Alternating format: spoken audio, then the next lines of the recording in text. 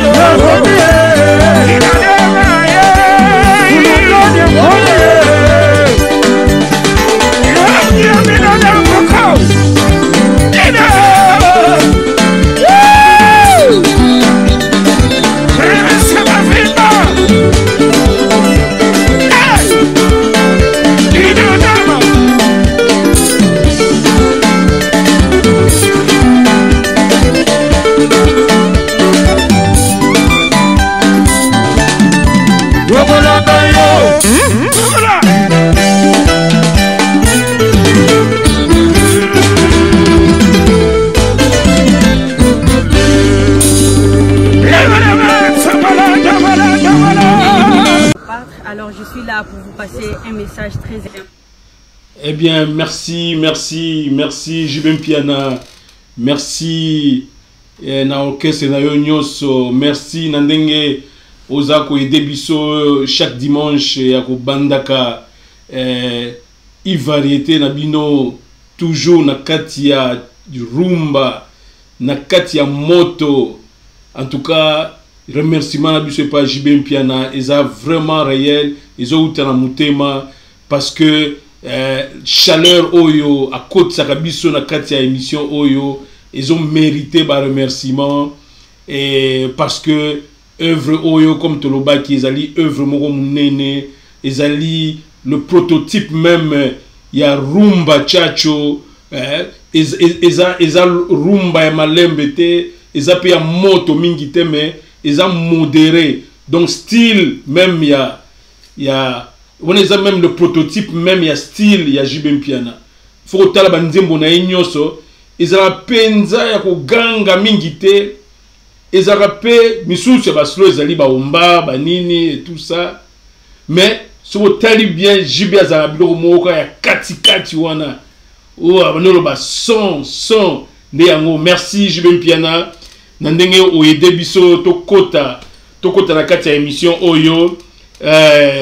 Na ndenge d'abord ya sommaire, ndenge bo remarquer lelo nazanga moko nazako na ye lelo poto solola lelo dimanche 19 mars poto solola sous ma solo ya rumba, comme na yebisaka bino toujours que émission oyo ezali émission ya défense ya rumba, biso toza ba bundeli ya rumba, soki bo moni kaka biso to koti, je crois bosi bo yebi ka mo bundeli ya rumba ye wana ngayo na côté limino na ba salon, ngai na côté limino na kati ba téléphone na minute oyo bolandanga na bokebi poto ye lisusu poto aider rumba na biso et avancer.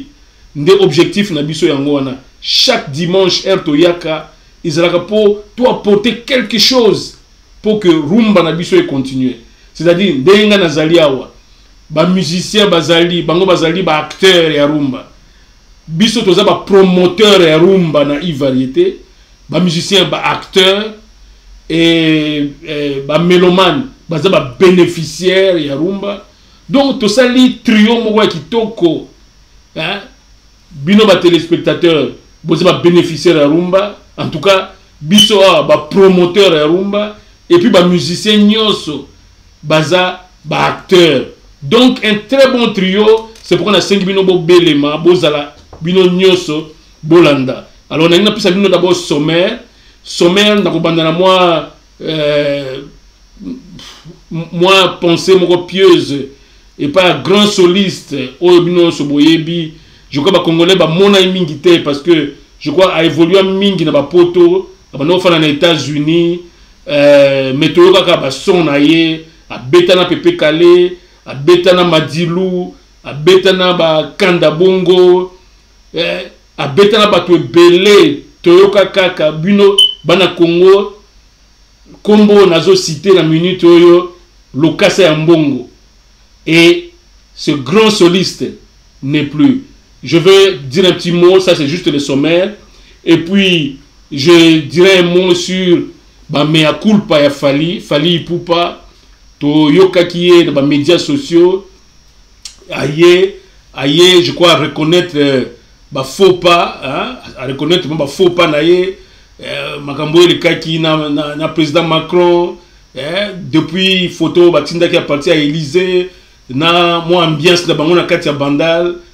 Je crois yango wana batu ba EBCMT et loko yokotika boité et ko boma carrière et to tangaki moi nini déclaration moko ya Fally aye ko réaffirmer kaza mona Congo et que rumba azali rumba mutobotiye ako kene musika te et puis ako boa kisa bana Congo te to zongela yango et puis toko le dimanche passé to lobela ki mo ke concert ya Ferregola ye a obeta na juin awa na stade de Martyr to lobela yango na Louison Baluku et que lelo parce que baza jami balé baza na nzela ya kobeta kuna lelo oyo to lobela Félix Wazekwa, hein, le grand Félix Wazekwa to kotia mo ba élément na ye to apprécier qui marketing na ye na niveau ya médias sociaux to côté na détail était to zongela ye to koma na chapitre na ye et puis to fan da siko sujet du jour sujet na biso du jour ezali l'après embargo ya ba concert bino on remarquer que et biso moko na koyebisa bino to kota na point wana que pendant la semaine bon mona qui annonce to salaki na canal télé ndenge to apesaki mitema ya ba musicien na biso to yebisa bango polele ke muto banga lisusu te bandeko na bino bana diaspora ba kitisi motema ba lobby ba roki oboma musique ya bango moko te musique ya Congo de culture ya Congo boyokaki pe ndeko na biso Alain Pela alobaki ce que zana loko moko richesse moko ya munene au Congo azana yango ezali rumba na ye. Donc je crois mututu à comprendre que rumba il faut zonga, rumba il faut betama sur l'international na ba grande salle ya ba poto awa yango neza sujet principal to ko fan de la yango na kati ya émission pour na ko pesa quelques concepts c'est au monde à moi hésitation et pourtant c'est lancé tout ça que moi enquête awa après annonce wana to zo ki ba téléphone to benga ki na Londres to benga ki na Paris to benga ki na Bruxelles en tout cas bana poto quelques-uns peu en Afrique du Sud to benga ki to zo réaction moko négative te habité il va arrêter to landa ki yo di kamboza li souté ba mise ba koya ba beta musique ba se pe ça bana Congo donc to zongela ngona et puis après naturellement bon togoya poto sepelisa ba oyo ba soutenaka canal télé en général comme chaîne et puis surtout ba oyo ba zanga ka variété te togoya togofana na bango bon OK comme na annoncé qui je crois dans une tira bino photo le voici wana bozomona lokasa ya mbongo c'est l'un des grands artistes ya Congo bino mo bokanisa banzembo oyo lokasa ya mbongo abeta na Madilu abeta na Pepe Kale abeta ba biloko moko ba solo na ye je pouvais même mettre l'une de ses chansons ici mais bino mo boyebi YouTube a rolekisa ngote parce qu'ils a protégé et c'est tout à fait normal ba artiste il faut vivre na ba œuvre na bango et j'ai essayé ya ko trouver quelque chose ya lokasa ya mbongo po boyoka moi solo na yebi susu mais boyebi mona Congo moko te olandaka rumba akoloba ke ya yebi lokasa ya mbongo te. C'est un grand soliste et tozo vraiment toye ko saluer mémoire na ye azali moko na ba oyo ba eda rumba na biso et ça la succès na kati ya poto parce que ba solo oyo abeta et bini sabino so bana Congo biso nyonso oyo to bina ba solo ya lokasa mbongo. En tout cas to tikié que en tout cas le reste nzambe moko azwa ye ndenga kei a sepelisa ki biso et puis je crois que mutema ne pe ko sepelisa nzambe sika kei mais en tout cas to tenaki to lobela particulièrement lokasa ya mbongo. Il a réjoui le cœur des Congolais, même s'il n'a pas été très bien connu, surtout na Kinshasa, mais bayoka ye na banzembo Congolais mon côté à Koloba a ébi lokasa ya mbongo te. Donc lokasa ya mbongo ce fut vraiment l'un des grands solistes que ce pays ait connu. Bon voilà, et to kota na tozaka na ba breaking news nanu toye to koti na eloko Fally nena bisabino na introduction Fally Ipupa. Je crois que bon, on peut comprendre Fally Ipupa n'a pas encore beaucoup d'années na carrière na la musique, du moins na carrière solo, parce que c'est la carrière solo de Fally Ipupa nde est propulsé penza ndenge tozo mona lelo bozo mona na scène nga wana na ba titre Fally Ipupa azo beta ba record bota na YouTube ka banzembo wa Fally Ipupa lelo na marché du disque Fally Ipupa kaka na Fally Ipupa na niveau wana biso ba bundele ya rumba mais tondimelie parce que banzembo wana soko yoki yango ya ba album na e toyoka ki quelques critiques na bino bolobaki apona nini ozote mena mingi Fally Ipupa te tutolobaki bana rumba bino so bana ba acteur ya rumba ba musicien congolais soko moni biso to telemeli acteur moko ya rumba ko banga te parce que biso awa tozanda awa pona ko soutenir ba acteur nyonso ya rumba acteur moko te ya rumba biso to ko tikeli banda mais soko moni to bandi ko nyata mwa moko ou bien mibale fo bo mituna nde pona nini mo bundeli ya rumba oyo akomo nyata nesu mwa mingi Fally fo bo mituna parce que biso to lingi Fally abeta rumba Fally abinisa mokili Fally alobisa monde entier lingala Fally abinisa monde entier rumba, c'est cela. Il y a un de Tolingi Fally, c'est ça. Il est l'un des ambassadeurs.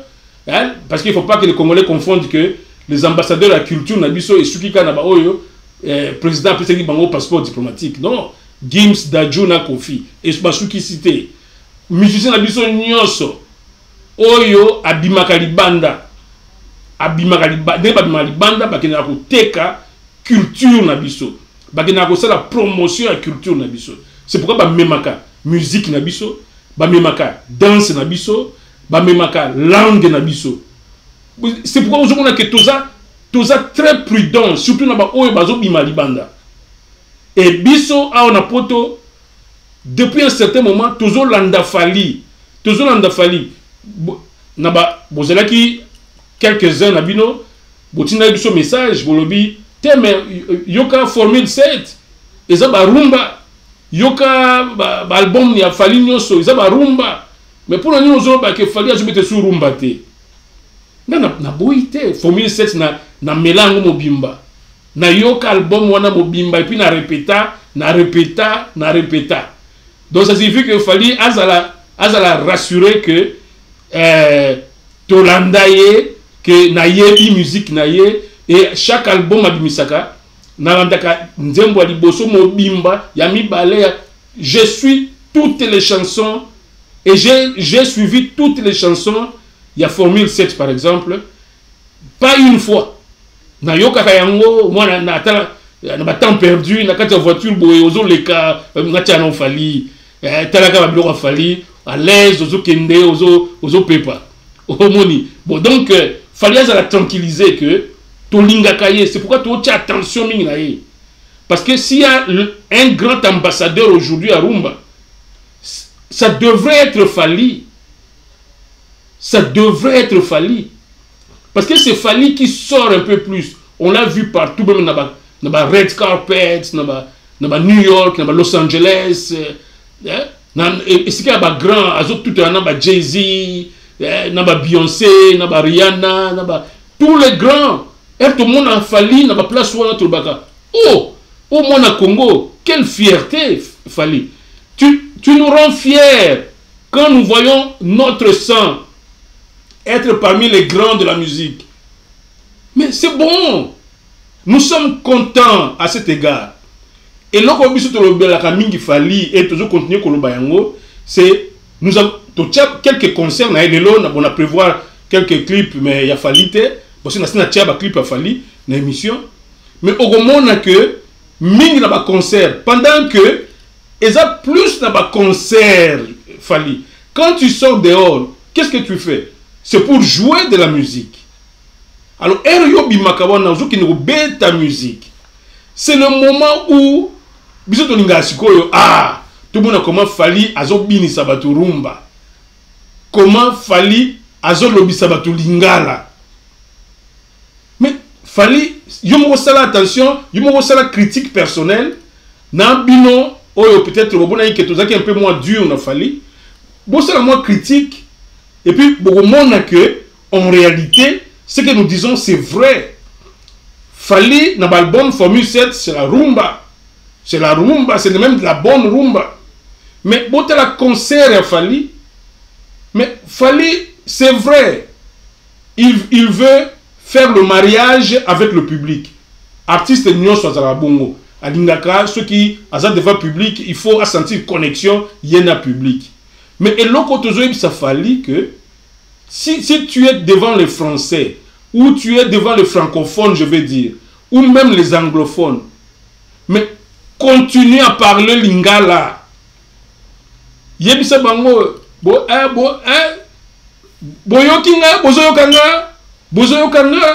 il faut parler lingala. Pour pousser bango baloba lingala, c'est la seule façon notre lingala de coloniser le monde entier. Au côté na Texas, au côté de lingala, au côté na Los Angeles, au côté de lingala, au côté na Amsterdam, au côté de lingala, des objectifs na obino bokena na poto, beauté ka culture ya Congo. Plus dans l'anglais, c'est la langue la plus parlée. Anglais na lingala zaka langue. Pourquoi anglais est la langue la plus parlée au monde? Pourquoi pas lingala ya biso ba congolais?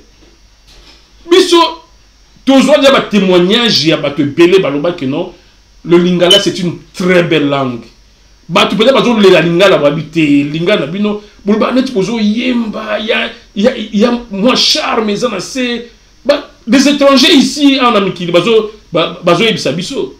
Donc c'est pourquoi nous insistons que Fally dans tes concerts communier avec le public parce que tu chantes à lingala parfois, vos chansons sont en lingala, mais les animations, les interactions dans le public, ça là yango na lingala. Si tu dis tout le monde en bongo, yo même bango ba adopter langue, net ba lingio, ba ko adopter langue na yo, yo profiter na bolingo oyo public ya mikili ba komi nango pa na yo, pour yo teke la biso culture na biso na libanda. Biso to lingi to coloniser le monde avec notre culture. Parce qu'Alain Pela a dit, il n'y a pas une richesse plus grande d'Abisso comme la rumba. Mais cette richesse, ce n'est pas au Congo. D'Abisso tu ressentir en Libanda. D'ailleurs, ici quand on a qui, bozo Abisso te que on te, i canal télé, i variété, et l'ingala Fally te au contraire. Bisso to l'ingala Fally mais trop faire remarquer quand il lokoana. Vendre culture na biso, vendre rumba na biso, vendre langue na biso, ces animations en français et tout ça, ça ne passe pas trop. Ça passe pour les étrangers, parce qu'ils se retrouvent dans leur langue. Mais pour nous les Congolais, nous disons, mais ça c'est un artiste congolais, qu'est-ce qu'il a à parler français? Bon, si on a français, anglais devant le public, ils ont frisé complexe. C'est seulement ce que nous disons à Fally. Mais le reste, voir un enfant du Congo sur le red carpet à Los Angeles, ça nous fait vraiment du bien. Ça nous fait du bien. Et nous disons ceci que, bon, moi, erreur au Fali à Salaki, moi, erreur mouké au Fali à Salaki, pour tous ceux qui ça, a mis un peu dans Sima, à Salaki, moi, déclaration, bon, ça sert à rien de lire même la déclaration, hein, j'ai déjà dit, c'était à partir à tollé, hein, protestation au public, bana Congo, Salaki, na arrivé à Macron, na Kinshasa, elle ba monaki kaka, photo ya Fali, na Macron, et Salaki automatique, bana Congo, bakena kin, tumba kin parti, en tant que Fali. Et nous n'encourageons pas ça. Hein? Non, tu peux encourager en Guawate. Et l'autre, c'était faux, c'était pas bon. Mais tu peux encourager en Guawate. Mais il y a un signal pour que ça fasse attention. Et c'est quand nous sommes kende, moi na Congo azotala yo. Et l'autre déclaration sur ça dans les médias, moi na Congo azoyo kayo. C'est pourquoi les artistes ont toujours des conseillers. Vous devez avoir des conseillers autour de vous. Vous devez avoir des conseillers autour de vous.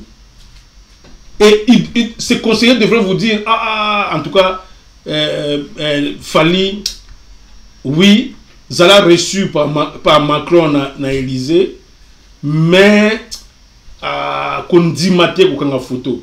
Mais Fali a mon griffe, photo ya ngai na kati Élysée, na Macron et tout. Et pourtant Macron, c'est là qui a mon pour naïe, aluka popularité na Congo. Mais pendant que Macron a aluka qui popularité, et Simbi pété, parce que moi na Congo ça a repéré Macron na misala na mabe, ninga bazo bomisa biso na est, Macron de parmi bateau bazo bomisa biso. Moi na Congo ça a remarqué.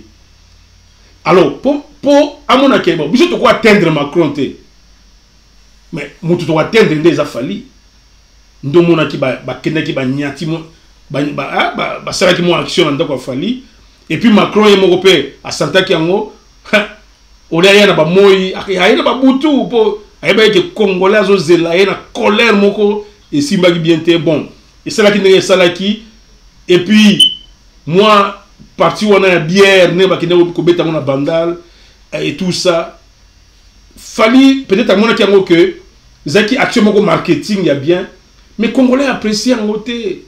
C'est que Fali au lieu de vendre image positive il y a Congo, il fallait même un master na Macron na place peut-être il y a un orphelin moni et puis à comme peut qu'on appelle à ça il m'a promesse que non bon je vais envoyer 2 millions de dollars pour na ko retaper orphelinat oyo bana nyonso bozalia wa bozala kimia français ils ont sponsorisé avec 2 millions d'euros pour et c'est lui on a reçu le coup na yo comme même Macron na banganda bandal pour imaginer la personne qui congolais zaka bière na bière talambo ka guerre ezali et pourtant comme là il peut s'amiter na Ukraine ba mela ka baliaka bitumbe zali les gens doivent continuer parce que batumbe faut pas stresser pas faire na banda non donc voilà j'étais peut-être long sur Fali que cette présence ya Macron na Fali na bandal c'était pas bon Fali.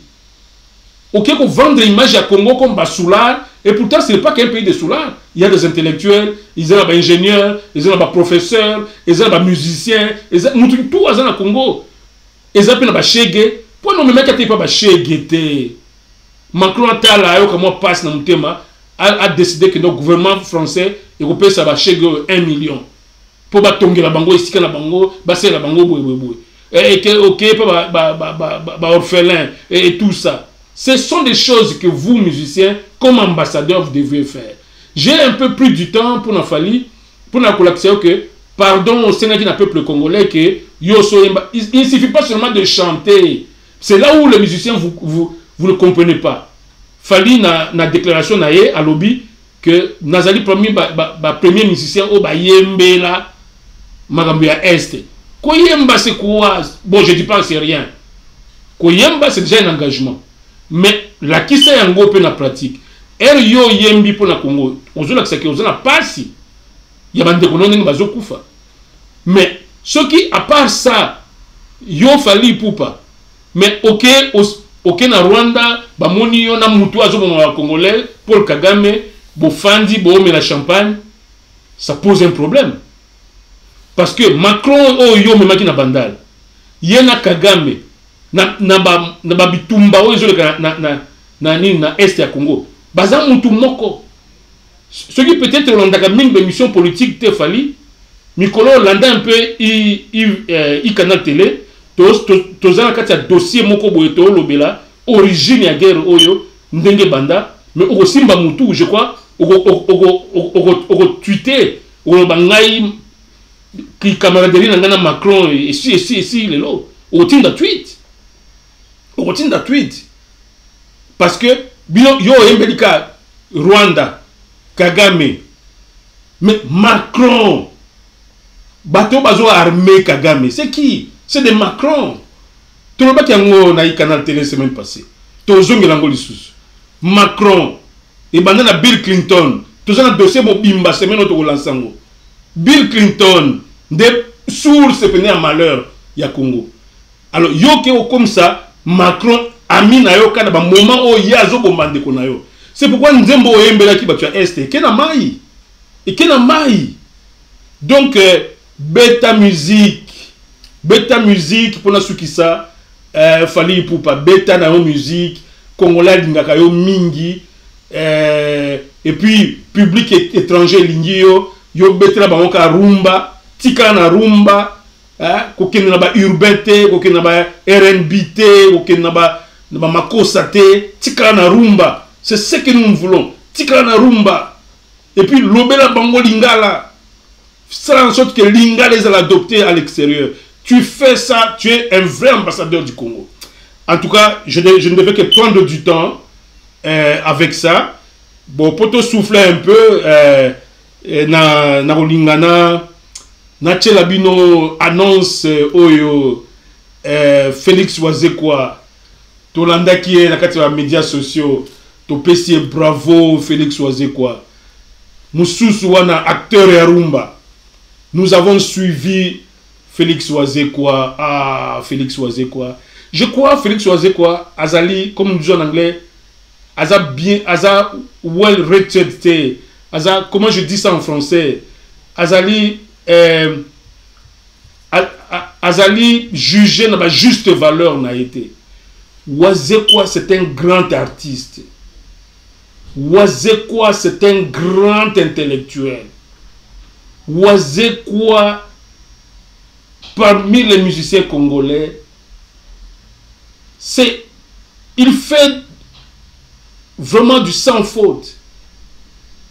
Wazekwa, c'est le type, c'est le modèle qu'on devait mettre devant tout le monde et dire, suivez celui-là. Suivez celui-là. Félix Wazekwa. Donc, aux hommes la musique, comme Moussala, il travaille. Il fait son travail, c'est son gagne-pain. Vous ne trouverez pas, par exemple, dans la musique de Wazekwa, des insanités, par exemple.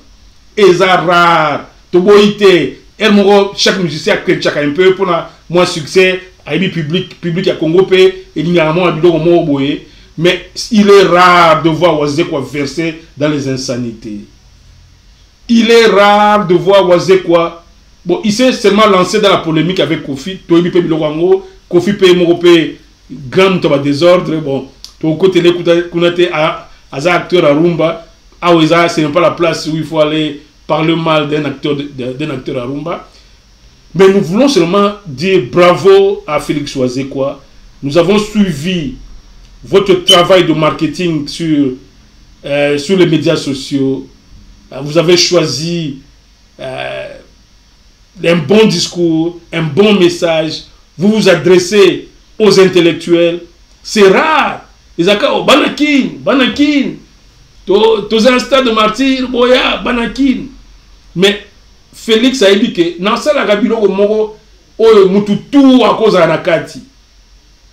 Alors, les intellectuels, vous êtes ministre, ce concert vous intéressera. Vous êtes ceci, ce concert vous intéressera. Et que vous aussi de la Bana Congo, hein, Chege, autres, Boya, et je vous dis déjà que il n'y a pas un musicien au Congo qui fait un spectacle comme Wazekwa. Na niveau un spectacle, Wazekwa, il faut avoir une médaille. Il prend son temps pour nous préparer nini spectacle nae. Ndenga sa annoncé boy. Boye ba que Wazekwa soko boluka kayina ba téléphone na ba nini ozoité. Parce qu'il a commis occupé na ba niveau moko azo travailler spectacle wana. Donc azo zo attendre ye, azo travailler. Ceux qui ont mon artiste azo travailler mingi. Ba chorégraphie Wazekwa yaka nango. Musala ba précision o yaka na. Ba synchronisation o ezalaka na se wana. Natalaka na proposer bien souvent eloko moko sikoyo. Pour nous dire que Congolais bossa la attention à Félix Wazekwa. Félix Wazekwa et surtout sa sagesse. Quand Félix Wazekwa ouvre sa bouche, il n'y a que de la sagesse qui pleut. Il n'y a que de la sagesse. Je dis vraiment coup de chapeau à Félix Wazekwa et je te souhaite bonne chance pour le concert que tu vas, pour le grand concert au stade du Martyr, comme un concert à Tembe. Na yebi que Bana Congo, na Sengibino particulièrement, bossela Félix Wazekwa confiance. Mutu nyon sa kobimabuna au CP là. Alors, na tchemino mo avant goût, y a biloko oyo to zui na ba médias sociaux et comme ça qui biso marketing mo ki toko ya Félix Wazekwa o azo annoncer concert na tout ça na août mais telle ba préparation Wazekwa au sala. Wazekwa za mystique mukwa bongo. En tout cas Bolandaye et une façon pour nous de respirer aussi. Bolanda Félix Wazekwa dans cet élément marketing avec quelques extraits. Il y a une chorégraphie, il y a une synchronisation, il y a une moto, hein? Et on a profité toujours avec leur sponsor Zeka Luzeka, prêtre de prêtre. On a dit que concert on a au Simbango Lisusu, et vous avez Zeka Luzeka, prêtre. Bolanda Félix Wazekwa, s'il vous plaît. Alors je suis là pour vous passer un message très important d'une date très importante, le 12 août 2023. Retrouvons-nous tous ici au stade des Martyrs pour les concerts de notre grand artiste Félix Wazekwa. L'os du cerveau veut dire Moku Abongo fait appel à tout le cerveau du pays, c'est-à-dire le politicien, le bureaucrate, les diplomates, à venir participer à ces concerts le 12 août au stade des Martyrs. Donc nous ici, il y a des danses des responsables aussi. Donc les responsables, le mature, vous avez droit à ces spectacles assez chauds. Le 12 août, je répète bien, un seul et unique show de l'année, l'ambiance du siècle. C'est dont vous avez tant entendu après l'Olympia. Alors tenez-vous prêts, je vous invite tous. Et je n'oublie pas aussi mes collègues maquilleuses, mes collègues acteurs et actrices. Je vous invite tous à venir prendre part. Bisous.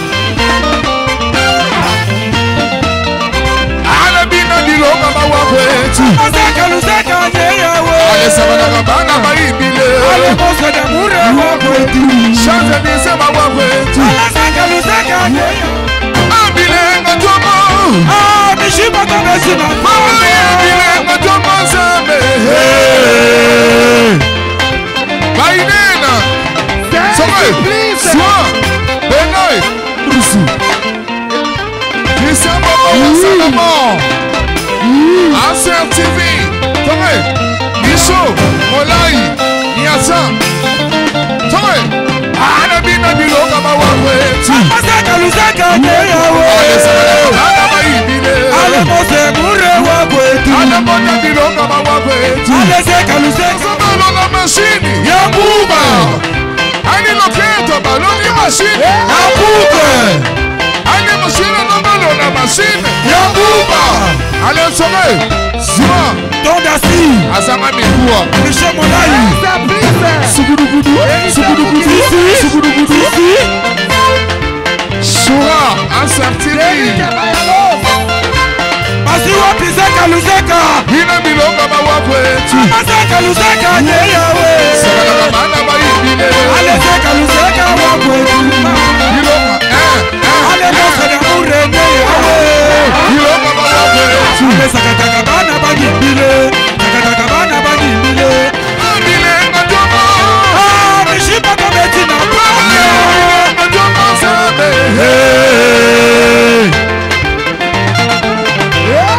Somme. Kuranganaga.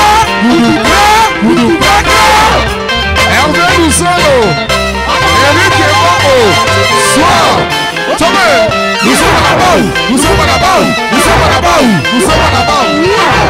Alabina bilonga mawakwetu. Masaka lusaka nyeyawe. Ale sakala bana maibile. Ale mose na mure wakwetu. Ali mota bilonga mawakwetu. Ale seka luseka nyeyawe. Joli bébé.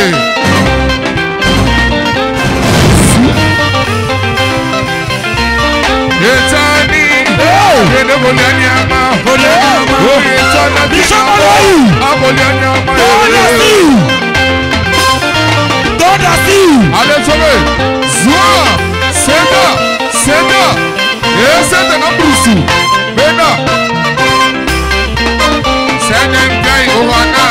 Yata. Yebi longa mawakwetu. Masaka lusaka nyeyawe. Ale sakala bana maibile. Ale seka luseka wakwetu. Ale mota bilonga mawakwetu. Ale seka luseka nyeyawe. Santrino. Soir.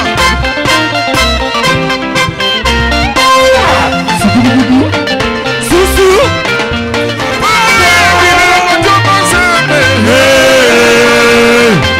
Tondasi. Tondasi.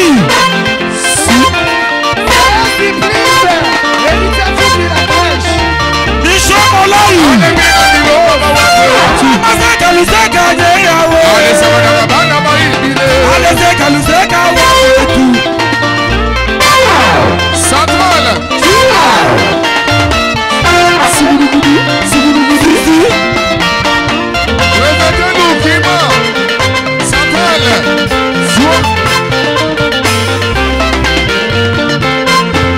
Masiwa piseka luseka.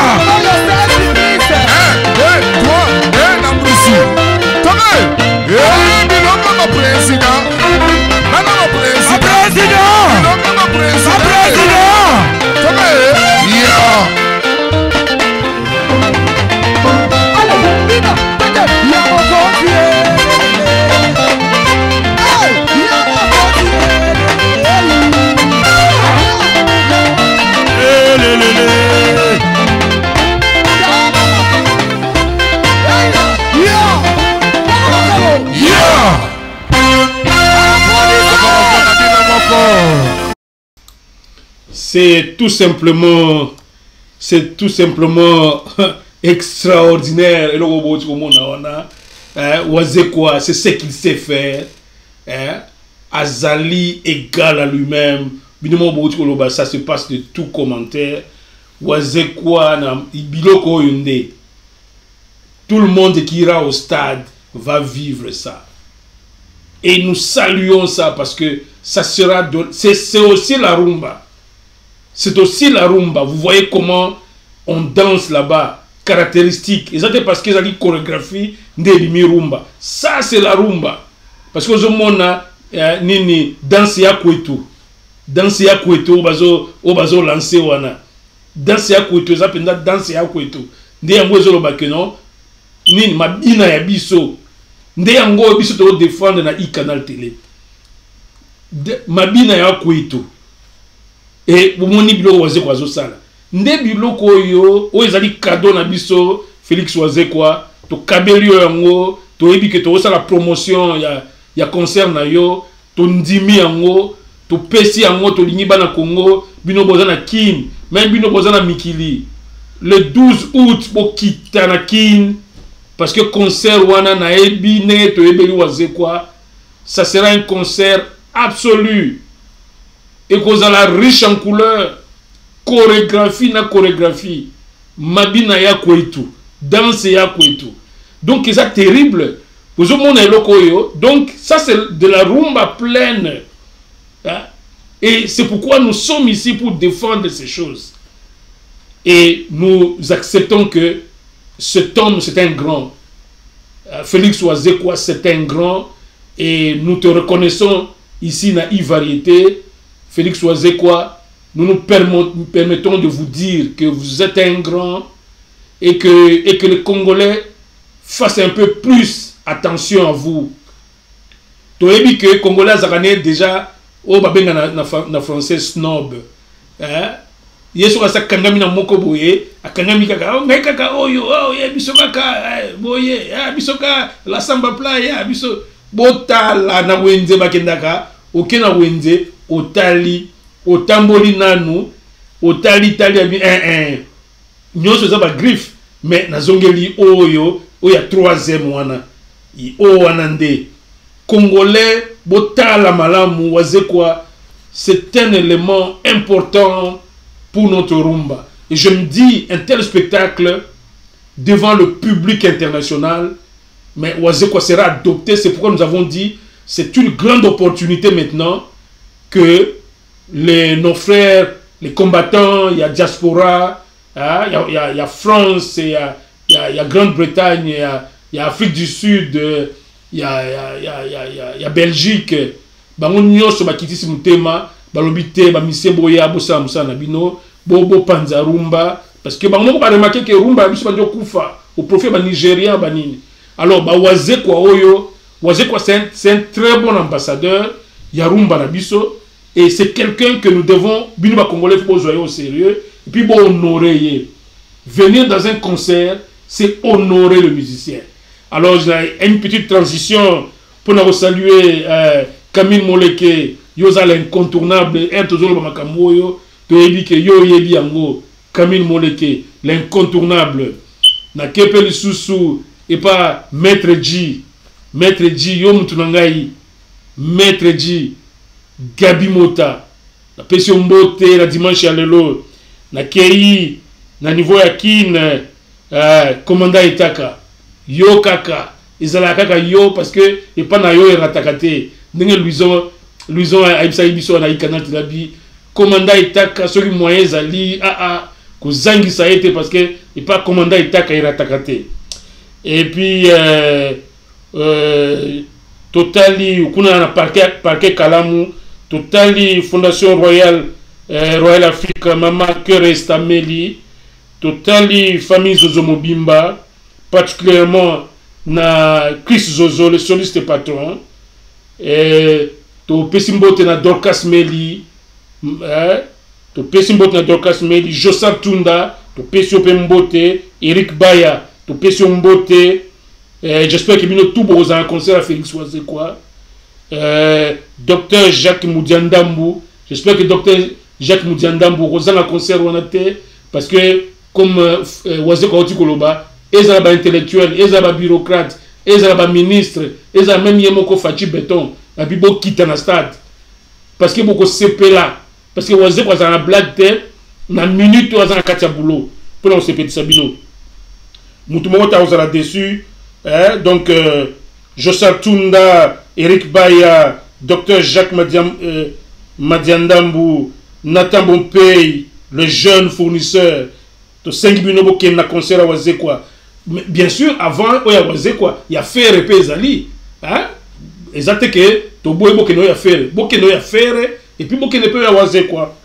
Et puis famille Etaka Mobimba, to pesi binombote, Phil Lufwa Kwenda, l'empereur Cadastre. Phil Lufwa Kwenda, Dosha Isokangi, Yope, Marceline Djouma, yozali mobundeli munene ya Canal Télé Plamedi Lenga mobundeli munene ya Canal Télé Boss Chimanga Muchu wa dollar Yopé tokotika yote babie pana Yopé et ratakate et tout ça. Merci beaucoup. To continuer sur to kotina vif du sujet na biso pour na kolobela nene grande information oyo exclusivité oyo I Canal Télé ayaki kopesa bino ezalaki chaîne mususu te to fouiller ba chaîne nyonso na YouTube information ya fin embargo ya ba concert na Congo besoin qui nulle part que na I Canal Télé et c'est notre travail.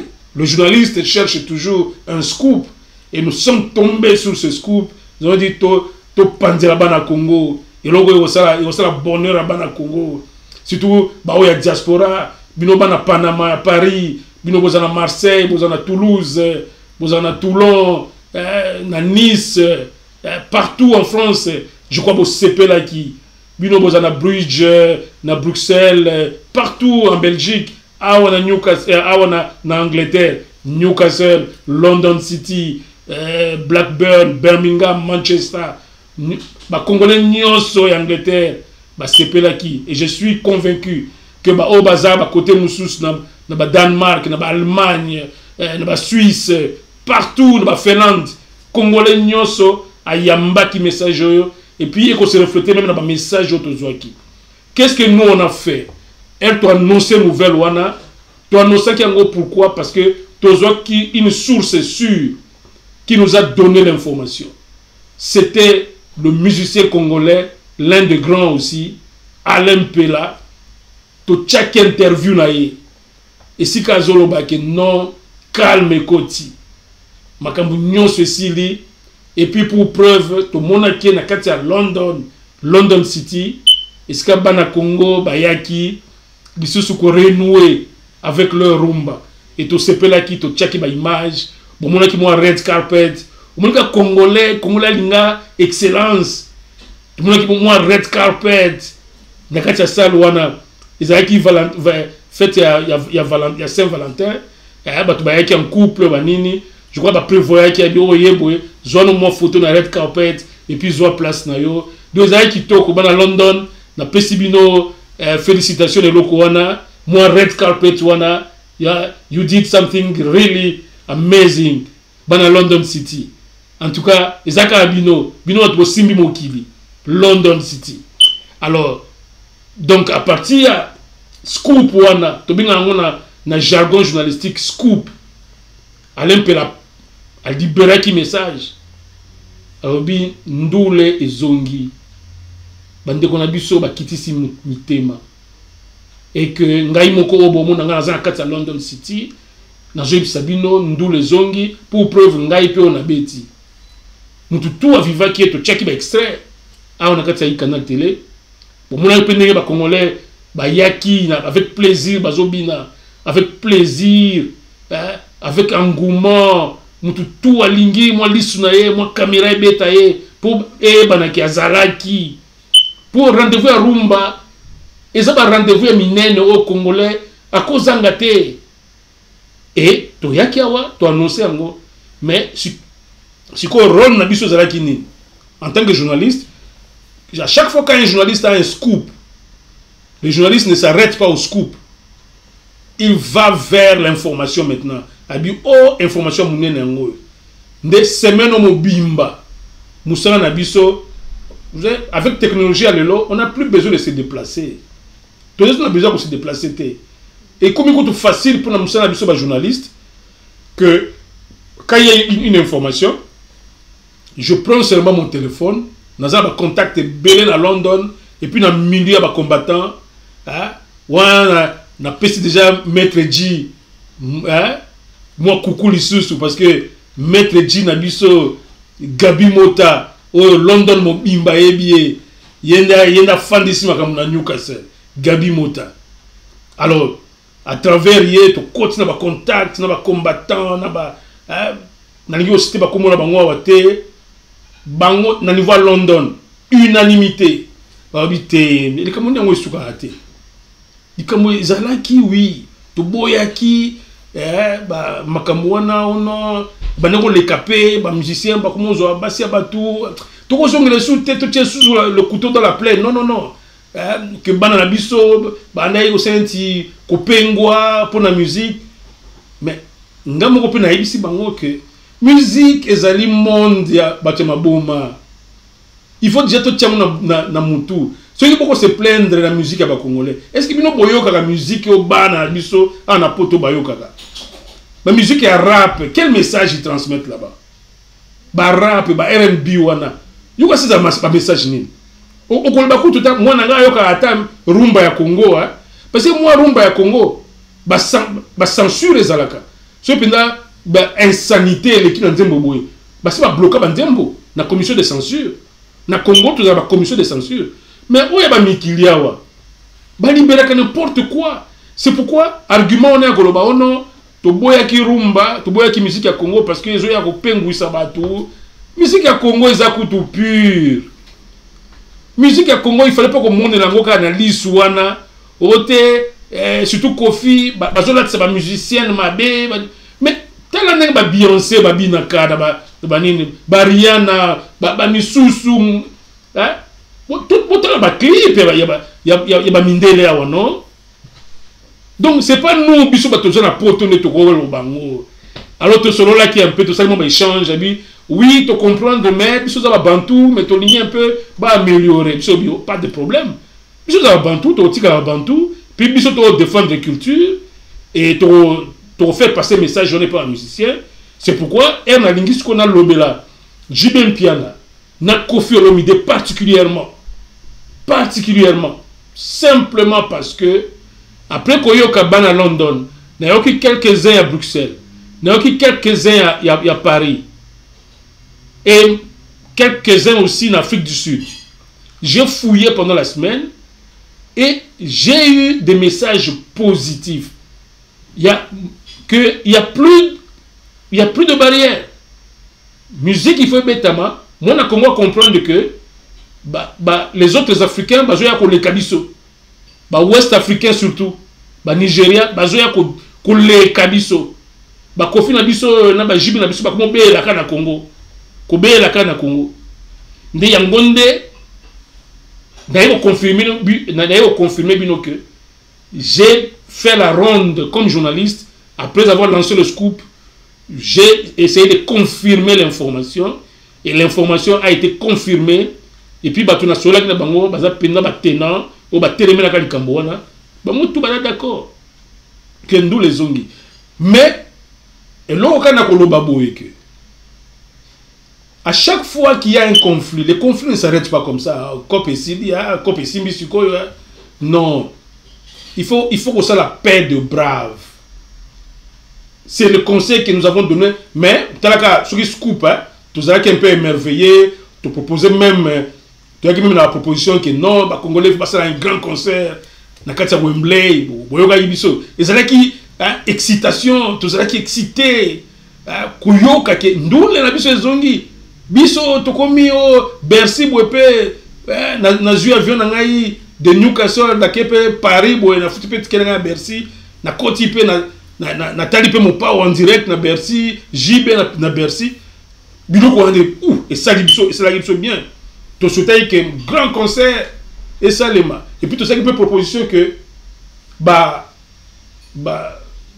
ambassadeur il y a culture na biso Gims, Dadju, na Koffi Olomide, ça a quelque chose, va koutana.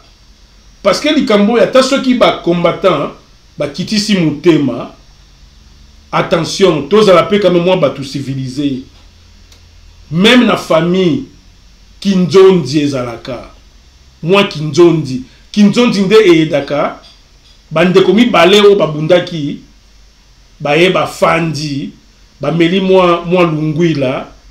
Ba meli moi lunguila ba sopi moi lunguila na mabele pour la koko nde ba kundi likambo mais bo ça biloko suna na ki enquêter nde sika to lingi to côté la mamuke Koffi Olomide to moni tan susu kaka scoop na biso wana et telemisi Koffi Olomide bala moko toyoki kaka na semaine oyo elle biso to compter ko panza sango banini que embargo esili embargo ba concert na poto esili certainement Koffi Olomide yaza muto wa médias sociaux Koffi Olomide capta kibiso et puis na yebi yaza ba antenne ne pe belé et tout toyoki Koffi Olomide non aza bien kati ya mikili Koffi Olomide boye pété et comme si au salandenko que il doit mon PC tinga peu na kati ya Panama pe boko tala et moi élément wa saliawa Koffi a quitté mbala moko et c'est là qui m'a bien été Koffi je tiens à rectifier moi hein ko yebisa yo il fallait que moi malembe bon c'est moi paix de brave hein la paix des braves ça dit que net bitumba par exemple tozana ngona Kagame oyo que ceux qui par exemple mutumo ko a gagné la bitumba et que to comme na négociation et que Suki il faut un jour qu'on peut s'en liboko Kagame oser lombe ah yo pe fachi béton yo poser lombe de la binga ngwa paix de brave ça dit bobundi mais mutumo ko a gagné muninga na suka il faut peut s'en liboko abi oser lombe yo pe bisio yo pe lombe alors et bien la paix de brave en français la paix des braves mais tout le monde Koffi Mbalamoko a joué Cindy le cœur a mené na kati ya Panama tout lundi ba image depuis l'aéroport et puis sans plus tarder botika na ngana tia bino mo ba élément yo to yebi que azana concert na Paris te nzela nende des États-Unis mais loko asala ki na Paris mais on imagine moi démonstration de force abeti-moi répétition au public pour l'exécuter mon pao a inauguré à Zongi to Zongi na kati ya mikili et puis à ça depuis le public nous tout pas déranger était c'est pour confirmer que nous les Zongi effectivement alors bolandana nous avant de continuer bolanda sous le grand Mopao azelakate elle ka yoki canal te la libérer information il y a des bien à salika réservation abi Cindy de to qui ta à Paris to beta moi le mo to créer moi embouteillage après to que États-Unis bon ta bilo ko faire ça qui à au salon Paris mikoloyo concert et nini répétition hein mais les minutes concert bon ta un peu bilo à Koffi mais ils ont ma bête mais Trobika que non il fallait pas ça le mabongo il fallait pas qu'on respecte un peu bande qu'on a bino à diaspora bon comme moi tant mon go solo là bon ba ah non ba master bino pe ah to dia akop neni ni boy bo nyata ki biso boy ba on peut ba seki ya bi Koffi yo pe keba et to da kin yo yaka awa to sala ka yo tu nde ba biloko bango ba ibsenga ngwana ba na diaspora ba bino mso e fa te biso colère que ba Koffi wana ba wera ba jibe ba yaka na mikili biso to simba ka bango to simba bango peut to ningaka ba sala biloko bien mais si tu vois que tu kin mais pour yo mon jibe boy comme problème pour yo mon Koffi boy comme problème mais comme yo ba rendez-vous et belé ba nini bo muto to zaka bino to li to tambola ba karna biso to tam sa bino kata London mais si tu comme na kin yo peut tam sa na Bentley no ya kuna hein to ba na diaspora ba ngi pe respect wana respect que elle ba kitaka na kin jibe oyo ki ke grand prêtre à Londres yambaye tchena mutuka qui me mène à restaurant bolia et ça peut réciprocité et mon akate ka bino ambisi quand vous avez on doit vous donner vous aussi donner aux autres bon natika moi le ya Koffi et le moi moto na Cindy le cœur donc répétition mon minute mon concert botelango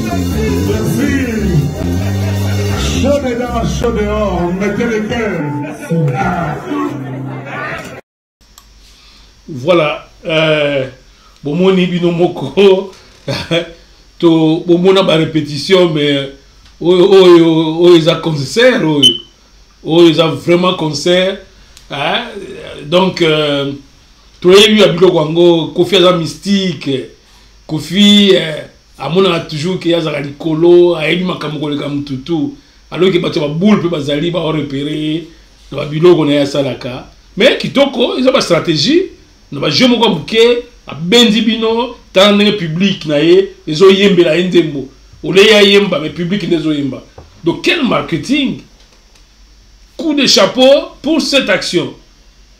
Mais, et l'on a vu que épinglé, Ezali, Kakake, Kofi Fala Zelamke, après moi, annonce Oyo, il fallait moi ba musicien ba kutana ba solo là parce que les ali carrière ba carrière na bango comme qui en jeu ba ya ba kutana ba master na bango parce que ba to ba bloquer musique on a ba master ba Kofi ba master ba JB ba master ba Wera ba master ba Waze quoi il fallait ba ya ba solo là habiter ba master en tout cas to sepeli ne kopezongi ba nini to ya so cop et puis banani yango ba sala bando sala ke ba concert wana ya ba Wera ya ba Kofi ya ba JB ya tous on a ba grande salle même ba grande salle banani yango bando mobiliser ba Kofi au sein même ba publicité ba nini na ba concert à Londres ba concert à Paris ba concert à Bruxelles c'est toujours ba congolais wana ba silika ki wana donc sans pe bango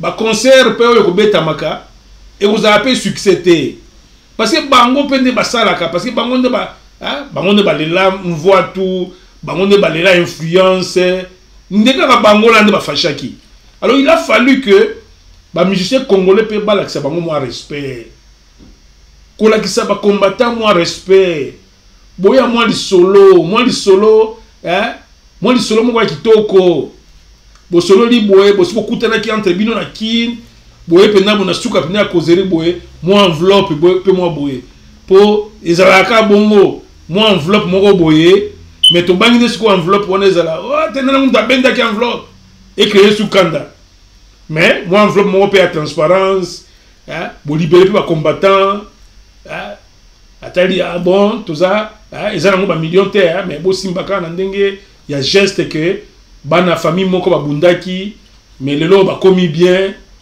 rumba na biso ka e gagné bo simba mo eloko yo et puis c'est pas tout ngaki eza moi séance moko boye mon concert pb ta na occasion ngo bo za na réconciliation mystique mais Kofi a memi yango na ndenge loyenge akiti na kati ya Panama ka boye pour tester na ndenge na ye amoni pe mutu moko te azo déranger ye pour calmer ses côtés mais tellement ben de foule Kofi azui bon nous disons Kofi a colo marketing to yebi Kofi na babilo kwa boye Kofi a mystique mais nous disons seulement que les musiciens doivent être un peu prudents parce qu'il suffit que peu bande de konabino pe diaspora ba fâcher les sous habitala biso ki si mutema tala banko Kofi azo ya osala ce bazui par exemple moi répétition ya Kofi na Paris et maintenant moi concert public immédiatement concert public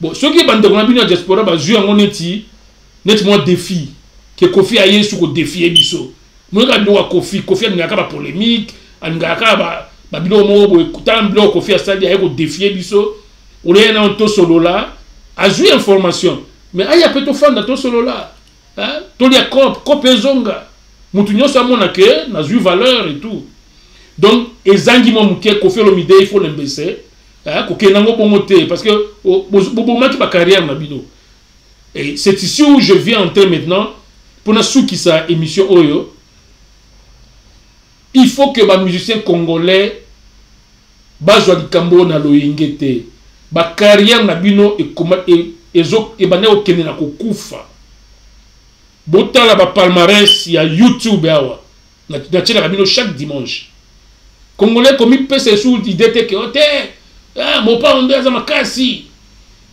jibe na ngai biso to lingi bazala makasi Wera na ngai jibe na ngai botala ba palmarès ya YouTube na iTunes il n'y a rien de Wera. Il n'y a rien de Kofi Olomide. Il n'y a rien de JB Mpiana. Absolument rien. Bon, ça a très attention dans le Congo. Musique na biso ezo ki pante moko ya mabe. Musique ya Congo ezo ki pante moko ya mabe. Palmarès ya YouTube pendant que album ya munene neti balle de match. Na 2 volumes. Na espace bon ce qui a 3 mois album est disparaître dans le marché du disque. Il n'y a pas de Zebouka ici. Zoua, l'album du siècle, légende. Il n'y a pas de légende ici.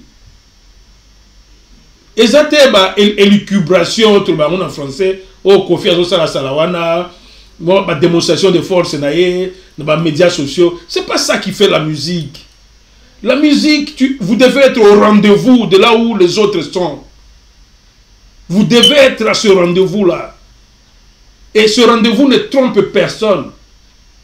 Bah, palmarès sur YouTube, il y a des gens qui sont santé, il y a œuvre nabino, bah santé, bah œuvre nabino.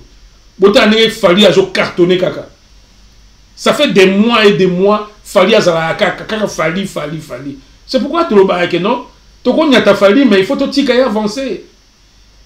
Tu connais ta gueule pour ma kambuna eo, bando ça la faux. Mais fali, félicitations, continue.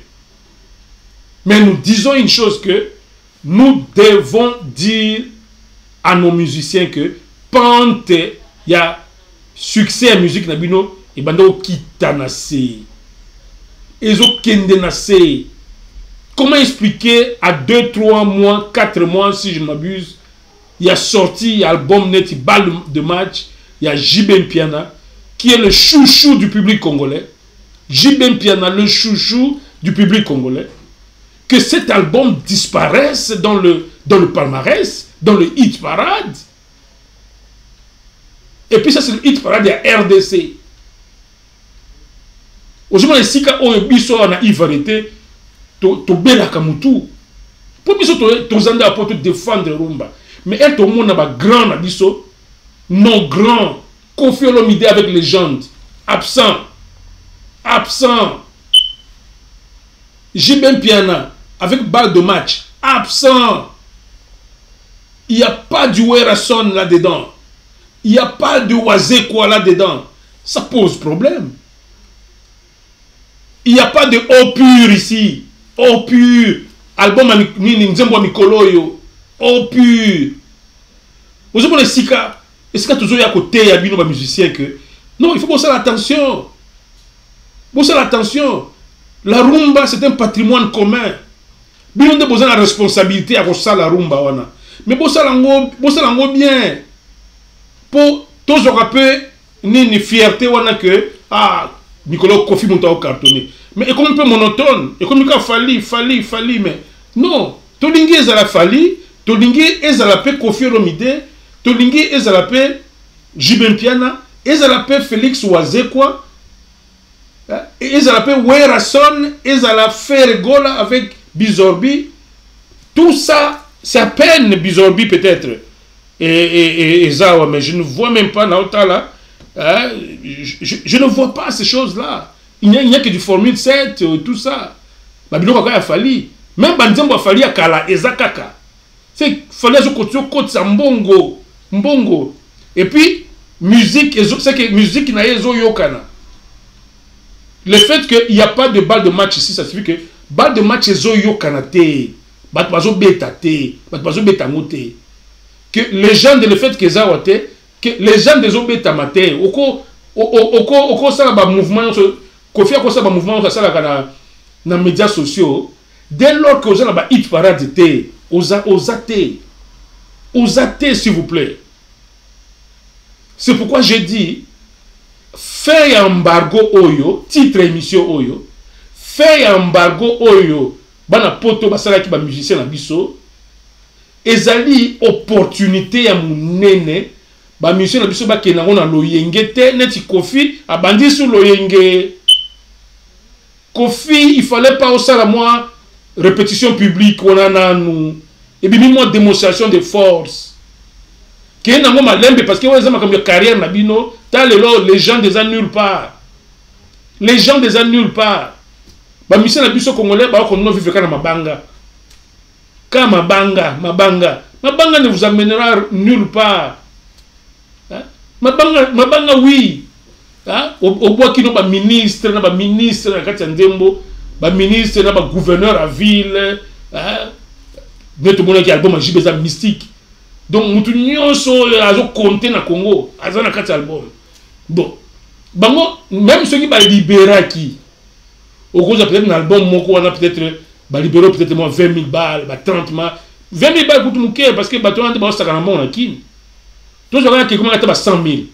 Mais 100 000, mais ceux qui album n'a été quand même bien à marcher, Au Congo, mbongo plus de 100 000.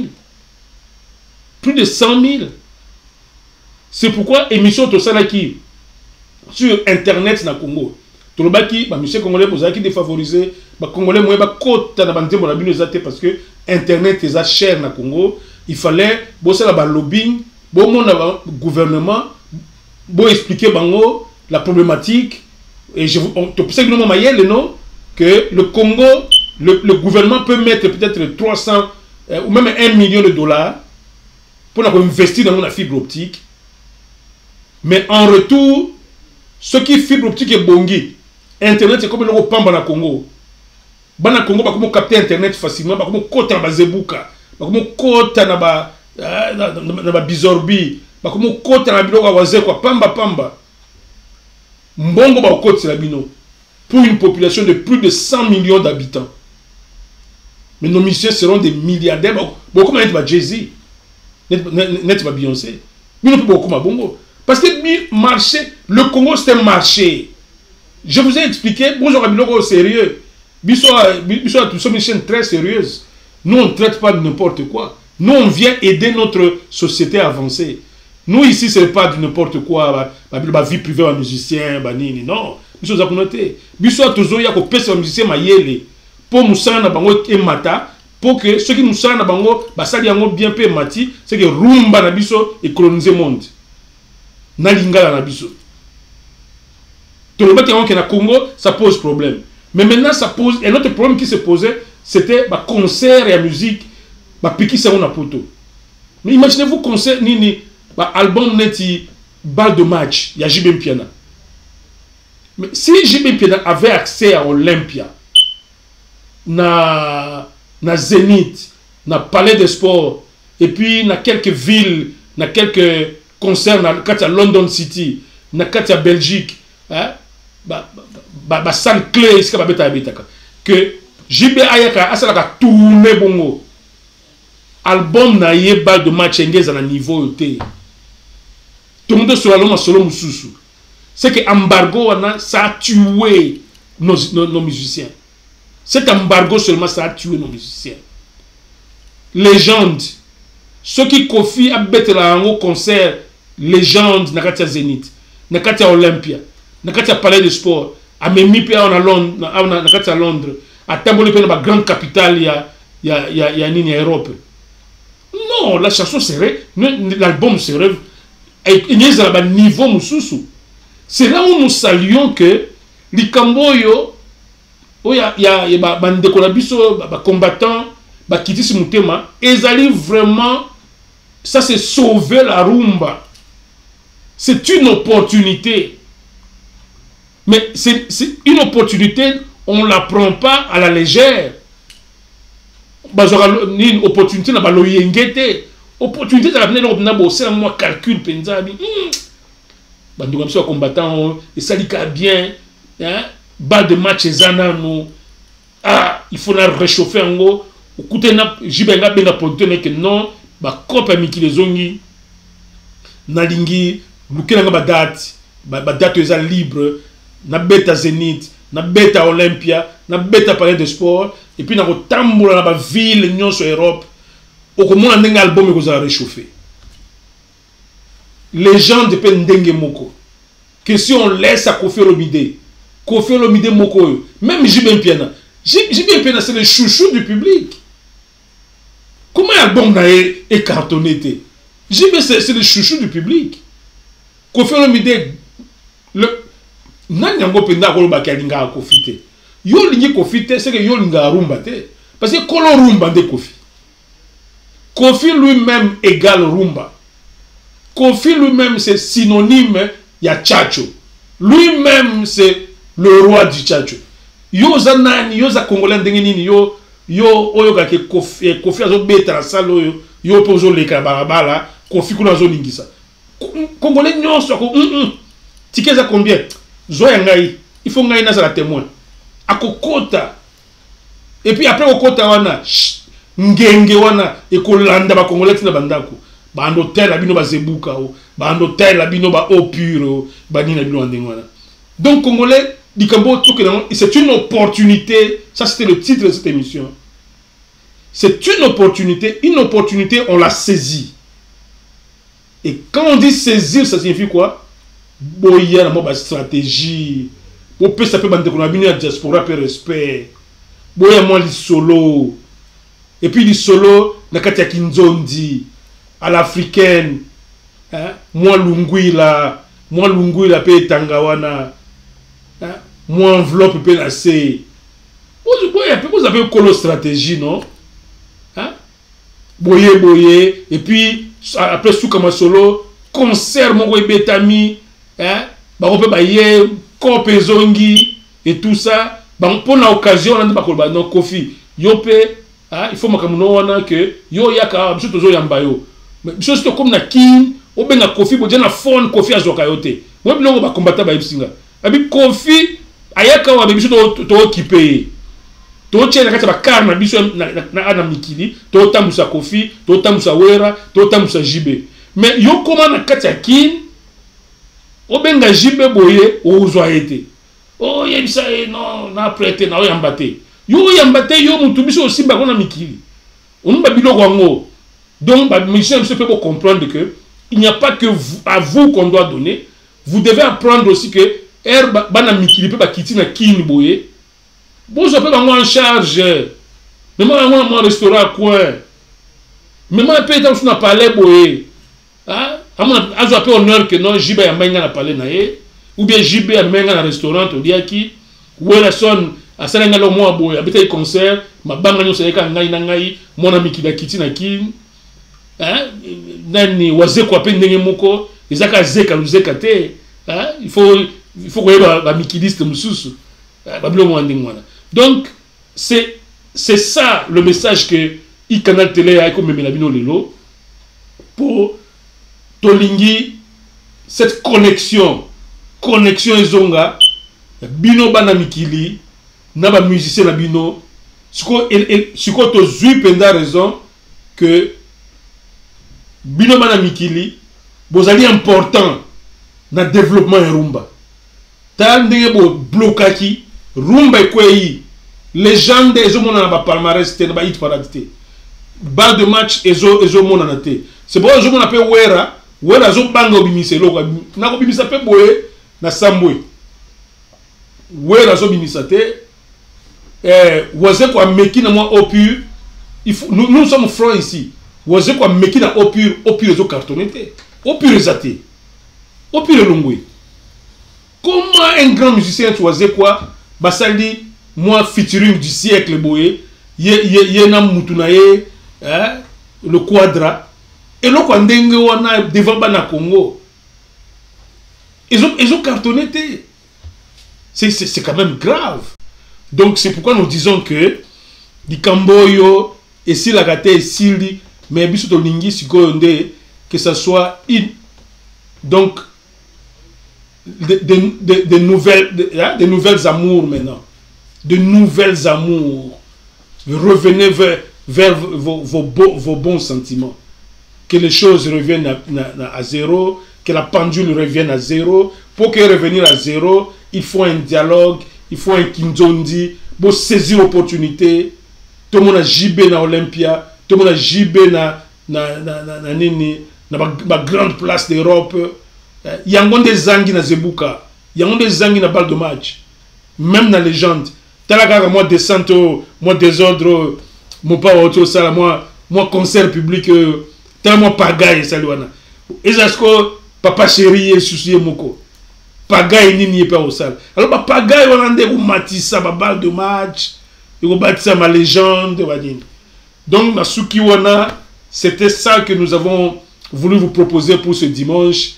En tout cas nous remercions tous les efforts que vous faites en nous faisant confiance parce que sans vous nous ne sommes pas là.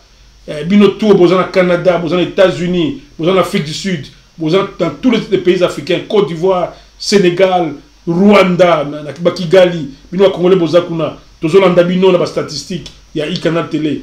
Bino besoin en Europe, toute l'Europe nous suit. Nous vous sommes très reconnaissants et nous vous demandons de rester branchés sur votre chaîne et comme vous voyez défiler sur l'écran, nous n'avons pas que une variété. nous faisons aussi de la politique ici. Nous faisons aussi des débats théologiques. Et nous avons aussi des débats politiques sur plein feu. Donc, Monique Oeza chaîne Moko, chaîne Yablagte, ça c'est une chaîne pour former, informer, éduquer et divertir. Et variété, ils ont un cadre de divertissement. C'est pour ça qu'on a relax, to yakapo, to pesabino bonne humeur et que tout se termine dans la beauté. On est terminé avec mon générique. Je mets encore un petit peu le son de JB Piana avant pour clôturer. En tout cas, on se retrouve dimanche prochain. Le plaisir a été pour moi, encore une fois, de vous savoir nombreux de l'autre côté de la caméra. Et vous qui me suivez, je vous retrouve dimanche prochain dans le cadre de e-variété. Merci et portez-vous bien.